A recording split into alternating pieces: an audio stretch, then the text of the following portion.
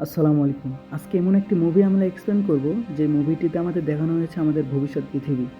যে পৃথিবীটা এতটাই ধনী পৃথিবী যে যেইখান থেকে আমরা চাইলে যখন তখন স্পেসে যাইতে পারি, এবং যে পৃথিবীতে ধনী গরিবের মধ্যে কোনো পার্থক্য নেই, যেই পৃথিবীতে নিঃস্বার্থভাবে রাজনীতি করা যায়। তো চলুন আর কথা না বাড়িয়ে আজকের মূল ভিডিওতে চলে যাই।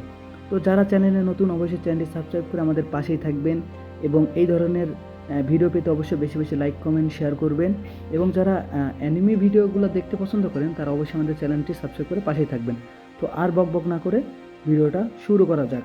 তো এখানে ছবির শুরুতে আমাদের দেখানো একটি স্পেস, যেই স্পেসশিপে করে আমাদের নায়ক হ্যারি, সে হচ্ছে স্পেস কিন্তু ভ্রমণ করছিল। তো তার স্পেস ভ্রমণের কারণ ছিল একটাই, সে হচ্ছে তাদের ফ্যামিলি থেকে দূরে যাইতে চায় এবং তার পড়াশোনা কিছুই ভালো লাগে না, সেই জন্য সে স্পেস ভ্রমণ করতেছিল এবং সে চাচ্ছিল স্পেসের মধ্যেই কোনো একটা জায়গাতে থাকতে। তো কিছুক্ষণ পর আমাদের দেখানো হয় তার স্পেসশিপটা দেখানো হয় যে একটি পাথরের সাথে আঘাত খেয়ে স্পেসশিপ বা মহাকাশযানে আগুন ধরে যায়। তারপরে আমাদের দেখানো হয় যে তার স্পেসশিপ বা মহাকাশযানটি এক জায়গায় এসে পড়ে, যে জায়গাটা নতুন একটি পৃথিবীর মতো, যেখানে কোনো মানুষ নেই, কিছু নেই। আমাদের দেখানো একটু পর হ্যারি স্পেসশিপ থেকে কিন্তু অনেক কষ্টে বেঁচে যায় এখানে। তারপরে দেখানো হয় হ্যারি এখানে বেঁচে যাওয়ার পরে দেখানো হয় যে একটি নতুন পৃথিবী বা পৃথিবীর মতো সেম একটি জায়গা, যেখানে কোনো মানুষ নেই, কোনো প্রাণীর কোনো অস্তিত্ব নেই, কোনো প্রাণের কোনো অস্তিত্ব নেই। তারপর আমাদের হ্যারি চিন্তা করে যে আমি পৃথিবীতে সিগন্যাল না পাঠানো পর্যন্ত এখানে আমাকে বেঁচে থাকতে হবে, এবং কিভাবে বেঁচে থাকবো, কিভাবে সিগন্যাল পাঠাবো, সেই প্রসেসটা সে ভাবতে থাকে। তো এমতো অবস্থায় সে দেখে যে রাত্রি নেমে আসার পর হ্যারি বাইরে বের হয়ে যায় আগুনের উদ্দেশ্যে, সে আগুন এবং হচ্ছে খাবারের উদ্দেশ্যে। একটু পর আমাদের দেখানো হয় অদ্ভুত একটি প্রাণী হ্যারির সামনে কিন্তু চলে আসে, যে প্রাণীটি দেখতে সম্পূর্ণ শিম্পাঞ্জির মতো, কিন্তু এটা সেই সময় রেয়ার একটি প্রাণী।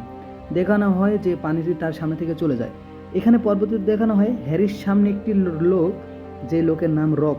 রক কিন্তু এখানে তার দিকে বন্দুক তাক করে।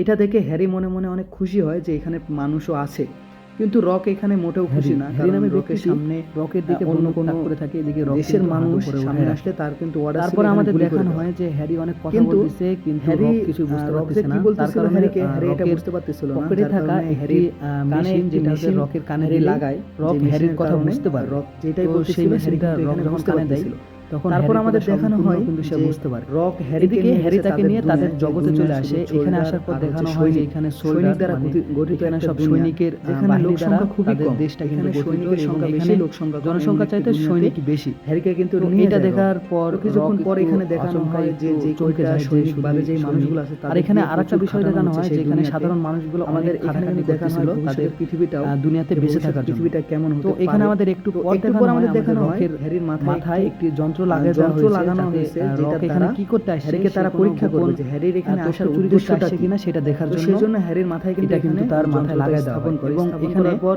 যে বিজ্ঞানীরা ছিল তারা এখানে দেখার চেষ্টা করে যে রক এখানে কি উদ্দেশ্য, এখানে কিন্তু কিছুই তারা দেখতে পায় না, তেমন তারা কিছুই পায় না যে কি জন্য হ্যারি এখানে আসছে, কি জন্য আসছে। তারপর ওইখানকার প্রধান খুঁজে পায় না, সেনা প্রধান আছে এইখানকার যে বড় আছে সৈনিকের, অ্যালেক্সকে দেখানো হয়, চিন্তা করে যে হ্যারিকে বলতেছে তুমি এখানে কি জন্য দেশে পাঠিয়ে দেওয়া হ্যারি বলে আমি। তারপর আমাদের দেখানো হয় যে এখানে গাড়ি করে অ্যালেক্স হ্যারিকে অন্য দেশে পাঠানোর জন্য আমাদের তাকে একটি কিন্তু গাড়িতে পাঠিয়ে দেয়। রকের সাথে যে ছিল তার নাম এবং হ্যারি, অ্যালেক্স আর রক। তো আমাদের এখানে দেখানো হয় নতুন একটি দেশের উদ্দেশ্যে, বড় বড় দেশে রকের বিষয়ে বড় বড় টাওয়ার লাগানো। এখানে আমাদের দেখানো হয় এখানে আমাদের হ্যারি অ্যালেক্স তখন আমাদের যে টাওয়ারগুলো কি জন্য লাগানো, প্রশ্ন করে যে প্রশ্নের অ্যানসার যখন অ্যালেক্স যখনই উত্তর দিবে তখনই টাওয়ারকে হামলা চালায় এবং টাওয়ারটি কিন্তু চূর্ণ বিচূর্ণ হয়ে যায়। লোয়ার খণ্ডগুলো ছিল সেগুলো টাওয়ারের যে পার্টগুলো আছে সেগুলো কিন্তু নানা জায়গায় ছিটকে পড়ছিল, পার্টগুলো এমন অবস্থায় গাড়িতে অনেকগুলো তখন দেখা যায় যে গাড়িতে আগুন ধরে যাচ্ছে, এবং এখানে দেখানো হয় এখানে আমাদের এখানে অ্যালেক্স গেছে, হ্যারি এখানে কিন্তু অ্যালেক্সকে উদ্ধার করে। তারপর অনেকক্ষণ পর এখানে কিন্তু অ্যালেক্স এবং হ্যারি তাদের নতুন একটি দেশে পৌঁছায়। এখানে আসার পর হ্যারি অবাক হয়ে যায় যে এমন পৃথিবীর বাইরেও এমন কোনো দেশ আছে বা এমন কোনো জগৎ আছে যেখানে দেখতে পুরো পৃথিবীর মতো। তো এখানে যে দেশে আসে সেই দেশের প্রধানমন্ত্রী, এর নাম ডাব্লিউ। তো ডাব্লিউ এখানে আরেকজন সৈনিককে বলে যে হ্যারি কোথায় আছে, হ্যারিকে তুমি আমার সামনে নিয়ে আসো। তো এখানে কিছুক্ষণ পর দেখানো হয় হ্যারিকে কিন্তু তার সামনে নিয়ে যাওয়া হয়। তো হ্যারি এখানে যখন আসে, হ্যারিকে কিন্তু একটি পানির বক্সের মধ্যে বন্দি রাখানো হয় এবং তার মুখে কিন্তু মাস্ক দেওয়া ছিল। তো মূলত বিষয় হচ্ছে এরা এখানে জানার চেষ্টা করতেছিল যে হ্যারি এখানে কী জন্য আসছে। এটা একটু যেই গত যে প্রযুক্তিটা দেখানো হচ্ছে এটা কিন্তু তার চাইতে আপডেট। তো এখানেও তারা কিছু খুঁজে পায় না। একটু পর দেখানো হয় সেইখানের ইনচার্জ, যাই সেখানকার প্রধান, সে এইখানে দেখানো হয় তাকে যে সে বলে হ্যারির মাথায় যেহেতু কিছু পাওয়া যায়নি, তারপরেও তোমরা তার দিকে নজর রাখো, আমার মোটেও সুবিধার মনে হচ্ছে না। তারপরে এখানে হ্যারিকে আর একটা সৈনিকের সাথে পাঠিয়ে দেওয়া হয় অন্য একটি জায়গায়, যে জায়গাতে হ্যারিকে কিন্তু মানে খোঁজখবর নেওয়া হবে হ্যারি কোথা থেকে আসছে, কী করছে না করছে। তো এখানে কিছুক্ষণ পর দেখানো হয় যে হ্যারির সাথে যে লোকটি ছিল সেই লোকটি কিন্তু হঠাৎ করে অসুস্থ হয়ে যায়, এবং সে কিন্তু মানে এতটাই অসুস্থ হয়ে যায়, তাকে দেখে মনে হচ্ছিল সে কিন্তু বিষ পান করেছে, এমন একটা অবস্থা। তো তখন হ্যারি এখানে চিন্তা করে কী কারণে এটা হইতে পারে।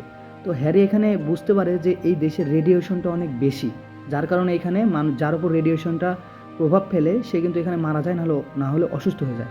ঠিক হ্যারি এই সুযোগের ফায়দা নেয়, কারণ হ্যারি আসছে পৃথিবী থেকে, তো তার উপর রেডিয়েশনের কোনো কাজই করতেছিল না। তো হ্যারি সেই সুযোগে ওইখান থেকে কিন্তু পালিয়ে যেতে সক্ষম হয়। তো তারপরে এখানে দেখানো হয় সেই ইনচার্জকে, যে এখানে একটি রুমের মধ্যে ছিল।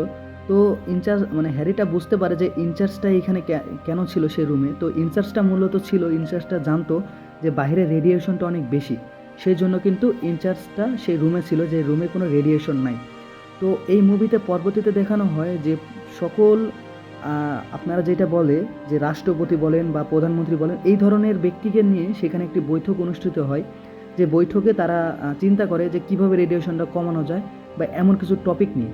মূলত এরাই কিন্তু সেই দেশটাকে শাসন করতেছিল। তো আজকের ভিডিওটা এই পর্যন্তই, সবাই আশা করি এনজয় করছেন। তো নেক্সট ভিডিওতে এখানে দেখানো হবে যে রেডিয়েশনটা কেন সেখানে বেশি, সেখান থেকে কি হ্যারি বের হয়ে আসতে পারলো কি না। সো আল্লাহ।